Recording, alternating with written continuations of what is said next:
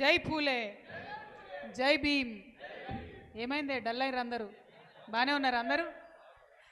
అంటే మేధో మదనం ఇట్లా జరగాలి. ప్రతి జిల్లాలో కాదు, ఇందాక మన రాజేశ్వరన్ అన్నట్టు ప్రతి నియోజకవర్గంలో ప్రతి మండల స్థాయిలో మీటింగ్లు పెట్టుకుంటే అది గ్రామ స్థాయిలో ఉన్నటువంటి బహుజనులందరికీ ఆ మెసేజ్ పోతే అప్పుడే నిజమైనటువంటి చైతన్యం వస్తుంది, అప్పుడే మనకు రావాల్సినటువంటి హక్కులు కూడా వస్తాయి. మరి ఇవాళ ఇక్కడ అనేక మంది అనేక విషయాలు చెప్పిండ్రు. మనకున్నటువంటి బీసీ రిజర్వేషన్ అనేటటువంటి ఆకాంక్షను ఒక్కొక్కరు ఒక్కొక్క విధంగా వారికి తోచినటువంటి యాంగిల్లో వివరించి చెప్పడం జరిగింది. సంతోషం. చాలామంది మాట్లాడినరు.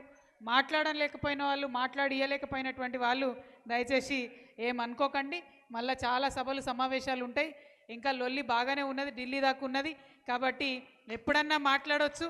కానీ మనము కదిలించాల్సినటువంటి అవసరం ఎక్కువ ఉంది, కదిలించాల్సినటువంటి ప్రజా సమూహాలు ఎక్కువ ఉన్నాయన్న విషయాన్ని దయచేసి గమనించవలసిందిగా కోరుతా ఉన్నాను. మరి ఇవాళ మనం కామారెడ్డి గడ్డ మీద నిలబడ్డాం. కాంగ్రెస్ పార్టీ ఇచ్చినటువంటి బీసీ డిక్లరేషన్ గురించి మాట్లాడుతున్నాం. ఆనాడు ఎన్నికల సందర్భంలో సిద్దిరామయ్య గారిని తీసుకొచ్చి కామారెడ్డి సాక్షిగా బీసీ డిక్లరేషన్ ఎప్పుడైతే చేసినరో మేము ఆనాడే వారిని అడగడం జరిగింది. ఇప్పుడు మీకు అసెంబ్లీ ఎన్నికలు అవుతున్నాయి, మరి ఇదే ఉమ్మడి నిజామాబాద్ జిల్లాలో మీరు బీసీలకు ఎన్ని టికెట్లు ఇస్తామని అడిగాను. ఒక్కటంటే ఒక్కటి కూడా బీసీలకు టికెట్ ఇవ్వలే.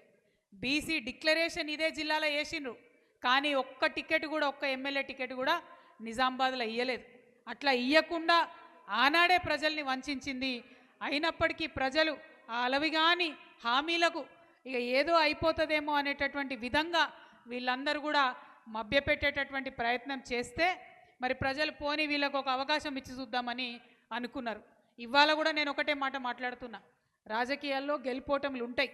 ఇవాళ కాంగ్రెస్ ప్రభుత్వం ఉన్నది, మీకు ఒక అవకాశం ఇచ్చింది చరిత్ర అవకాశం ఇచ్చినప్పుడు చరిత్రలో నిలబడిపోయేటటువంటి పనులు చేయాలి, కానీ చరిత్రహీనులుగా మిగలొద్దు. ఇవాళ కాంగ్రెస్ పార్టీ చెప్పినట్టుగా 42% రిజర్వేషన్ ఇస్తే చరిత్రలో నిలబడిపోతారు, లేకపోతే మాత్రం చరిత్రహీనులుగా మిగిలిపోతారు. ఇవాళ కాంగ్రెస్ పార్టీ పెద్దలందరిని ఒకటే డిమాండ్ చేస్తున్నాం. మేము పోరాటాలు చేస్తే వచ్చిన ఒక్క రోజు నుంచి, మొదటి రోజు నుంచి మొదలు పెడితే మీ వెంట పడితే ఇవాళ మీరు అసెంబ్లీలో మండలిలో బిల్లు పాస్ చేసిండ్రు. కానీ చేతులు దులుపుకోకండి దయచేసి. ఏ చోటే బాయ్ బడే బాయ్కో దేదియే. మరి బడే బాయ్ ఏమన్నా వేసుకొని మాకు సంబంధం లేదన్నట్టుగా ఉంటే మాత్రం కుదరదు. ఎందుకంటే మీరు కోర్టుకు పోతారా, లేకపోతే ఢిల్లీలో పోయి మోడీ గారి కాళ్ళ మీద పడతారా, మాకు సంబంధం లేదు. కానీ 42% ఏదైతే తెస్తామన్నారో ఆ రిజర్వేషన్ పాస్ చేయాలని చెప్పి మరొక మారు డిమాండ్ చేస్తున్నా. ఈ బిల్లు పాస్ అయ్యేటటువంటి సందర్భంలో ముఖ్యమంత్రి గారు అసెంబ్లీలో మాట్లాడుకుంటా ఒక మాట అన్నారు, మేము అఖిలపక్షం తీసుకుపోతామన్నారు. 4వ తారీఖు దాకా పార్లమెంట్ ఉంది, అఖిలపక్షం తీసుకుపోతామన్నారు. మరి నిన్నగాక మొన్న నాకు మండలిలో ఒక నాయకుడు, కాంగ్రెస్ నాయకుడు పేరు చెప్తే బాగుండదు, కనబడితే అన్న ఏమయ్యన్నా మీ ముఖ్యమంత్రి గారు అఖిలపక్షం అనే మరి పార్లమెంట్ ఒడిసేతందుకు వచ్చింది కదా అని అంటే, ఏమో అక్క ఇంకా వాళ్ళు అపాయింట్మెంటే ఇవ్వలే అంటున్నారు. మరి అటు చూసి ఇటు చూసే లోపల ముఖ్యమంత్రి గారు ఢిల్లీలో ఉంటాడు. వాస్తవానికి నాకు తెలిసి తెలంగాణ కన్నా ఎక్కువ ఢిల్లీలో ఉంటాడు ఆయన, ఫ్లైట్ మోడ్లో ఉంటాడు ఎప్పుడైనా. మరి అట్లాంటి ముఖ్యమంత్రి నేను బండి సంజయ్ దగ్గర నుంచి మొదలు పెడితే ప్రధానమంత్రి దాకా అందరినీ కలిసిన ఢిల్లీలో మళ్ళా కలుస్తా అని చెప్పే ముఖ్యమంత్రి మీరు అడిగితే మీ బడేబాయ్ అపాయింట్మెంట్ ఇస్తలేడంటే అది మేము నమ్మాలి. ముఖ్యమంత్రి గారు తెలంగాణ ప్రజలు నమ్ముతారని మీరు అనుకుంటున్నారా అని మేము మిమ్మల్ని ప్రశ్నిస్తూ ఉన్నాం. ఎందుకంటే చీటికి మాటికి చీమ చిట్టుకుమంటే ఢిల్లీకి పోతావు, మరి రాహుల్ గాంధీని కలుస్తావో సాటుమాటుకు మోడీని కలుస్తావో మాకైతే ముఖ్యమంత్రి గారు అర్థమైతే లేదు. కానీ మరి బీసీల విషయం వచ్చేటప్పటికే అపాయింట్మెంట్ ఎందుకు దొరుకుతలేదన్న విషయం ఇవాళ యావత్ తెలంగాణ సమాజం కూడా ఆలోచిస్తుందని కూడా నేను తెలియజేస్తూ ఉన్నాను. ఇవాళ మనము ఇక్కడ సమావేశం అయినటువంటి వాళ్ళందరం కూడా సీరియస్గా ఆలోచించాల్సింది ఒకటే, ఏంది మనకు అవకాశం ఉందా లేదా బిల్లు పాస్ అయ్యేది పార్లమెంట్లో? ఉంది. ఎందుకుంది? ఎట్లా అయితే తమిళనాడులో అమలవుతుందో 50% పైచిలకు ఇవాళ ఆల్రెడీ తెలంగాణలో అమలవుతున్నాయి రిజర్వేషన్లు, 54% అమలవుతున్నది. మరి అటువంటప్పుడు చట్టం చేయడానికి కేంద్రంకి ఇబ్బంది ఏముంటుంది? ఇదే మోడీ గారు నేనే బీసీని, అదేందో ఎన్నో ఇంచుల సీనా అని చెప్తాడు కదా, చెప్పనించుక సీనాయ నేనే బీసీని అని చెప్తారు మోడీ గారు. మరి అటువంటి మోడీ గారు బీసీలు ఇక్కడ తెలంగాణ బీసీలు అందరం కూడా అడుగుతున్నాం మిమ్మల్ని, మాకు మీరు రిజర్వేషన్ ఇవ్వండి. దయచేసి తమిళనాడులో ఎట్లయితే ఇంప్లిమెంట్ అవుతుందో ఇక్కడ మా దగ్గర చట్టం చేసినాం, ఆ చట్టాన్ని పాస్ చేసి మా తెలంగాణ బీసీలకు రిజర్వేషన్ ఇవ్వాలని మేము కేంద్ర ప్రభుత్వాన్ని డిమాండ్ చేస్తున్నాం. అయితే మన బీసీ నాయకులందరూ కూడా ఒక్క విషయం గమనించాలి. కాంగ్రెస్ పార్టీ చరిత్ర ఒక్కసారి చూసుకోవాలి. ఏందది? 2011లో కాంగ్రెస్ పార్టీ అధికారంలో ఉంటుంది. సోనియా గాంధీ గారు ఫుల్ పవర్లో ఉన్నారు.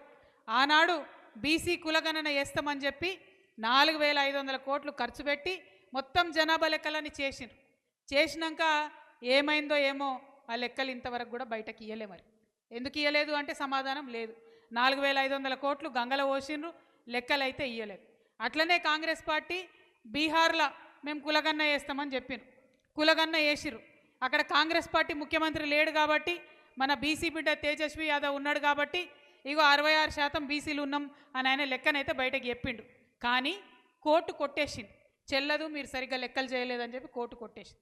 మళ్ళీ కర్ణాటకలో కాంగ్రెస్ ముఖ్యమంత్రి ఉంటాడు, ఆడ లెక్కలు పెట్టిండ్రు, గిట్లనే 80 కోట్లు 100 కోట్లు పెట్టిండ్రు, లెక్కలు పెట్టి 5 ఏళ్ళు అవుతుంది. అంటే ఇప్పుడు సిద్ధిరామయ్య గవర్నమెంట్లో కాదు, ఇదివరకు సిద్ధిరామయ్య గవర్నమెంట్లోనే బీసీ లెక్కలు చేసిండ్రు.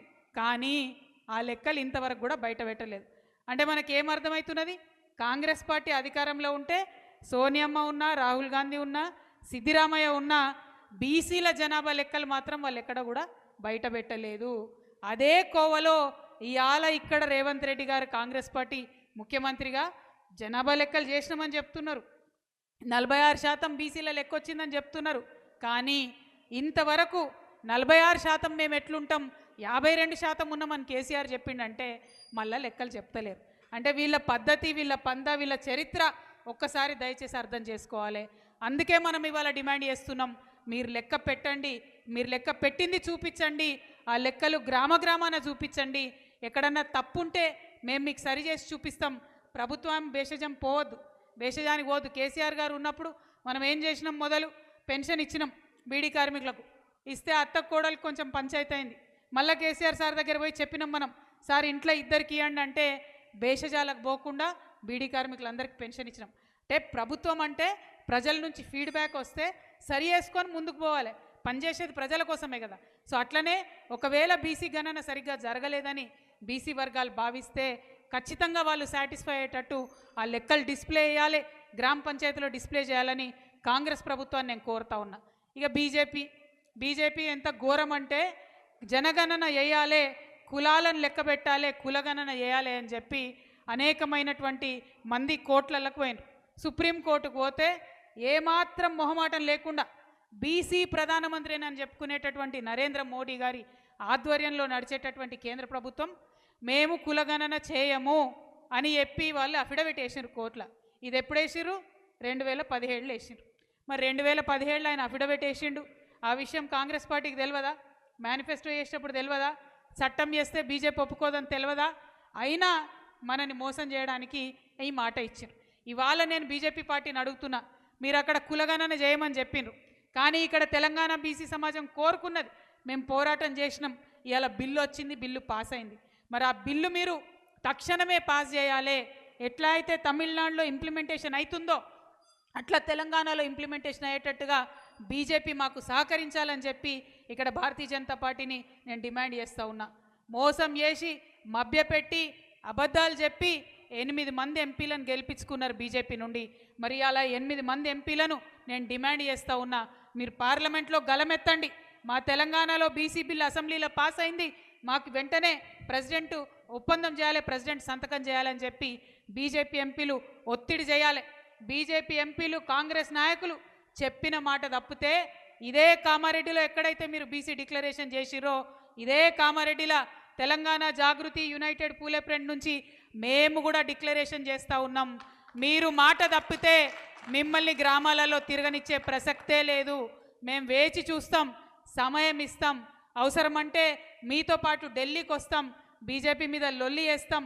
కానీ తప్పించుకునే ప్రయత్నం చేస్తే మాత్రం మీ 2 పార్టీలను కూడా గ్రామాలలో తిరగనీయకుండా మీ వెంటబడతామని కూడా ఈ సందర్భంగా నేను హెచ్చరిక చేస్తూ, మరి అనేకమైన హామీలు ఇచ్చిరు. 3 పేజీలు ఉంది బీసీ డిక్లరేషన్. ఇక ఆపద మొక్కులు మొక్కినట్టే మొక్కిండ్రు, అనేకమైన మాటలు చెప్పిండ్రు. అందులో ముఖ్యమైన మాట చాలా విలువైన మాట ఏంటంటే బీసీ విద్యార్థులు ఎవరైనా వాళ్ళు పరీక్షలు పాస్ అయితే 3 లక్షల కింద ఆదాయం ఉన్న ప్రతి ఒక్కరికి కూడా 100% ఫీజు రియంబర్స్మెంట్ చేస్తామని చెప్పారు. మీరు మిగతా లేటుగా చేసిన విద్యార్థుల భవిష్యత్తు కోసం విద్యార్థులకు చేస్తామన్నటువంటి 100% ఫీజు రియంబర్స్మెంట్ అన్న ఇమీడియట్గా చేయమని మేము డిమాండ్ చేస్తూ ఉన్నాం. మన బీఆర్ఎస్ పార్టీ తరఫున మండల్లో ఫీ రియంబర్స్మెంట్ మీద నిలదీస్తే ముఖ్యమంత్రి గారు ఒప్పుకొని 12 నెలలలో మేము కిస్తీలు ఇస్తామని చెప్పిండు. అదే కోవలో మరి బీసీ విద్యార్థులకు మీరు fee reimbursement full fee reimbursement ఇవ్వాల్సిందిగా కూడా కామారెడ్డి నుండి డిమాండ్ చేస్తూ ఉన్నాం. మరి కామారెడ్డి ప్రజల చైతన్యాన్ని నిరూపించుకుంటూ ఇంత పెద్ద ఎత్తున అన్ని కుల సంఘాల నుంచి ఇక్కడికి హాజరైనటువంటి నిజామాబాద్ కామారెడ్డి బీసీ సంఘ నాయకులను, బీఆర్ఎస్ పార్టీ నాయకులను, యునైటెడ్ పూలే ప్రింట్ నాయకులను అందరినీ మనస్ఫూర్తిగా అభినందనలు తెలియజేస్తూ ఉన్నా. మనం ఆకలికి కాచి ఇవాళ మన ప్రజల యొక్క సమస్యలను వినిపించినాం. ఈ ఆకలికి తప్పకుండా మంచి రివార్డ్ వస్తుందని చెప్పి నేను మనస్ఫూర్తిగా నమ్ముతూ మరి కార్యక్రమాన్ని విజయవంతం చేసినటువంటి అందరికీ కూడా ఉద్యమాభివందనాలు. జై తెలంగాణ.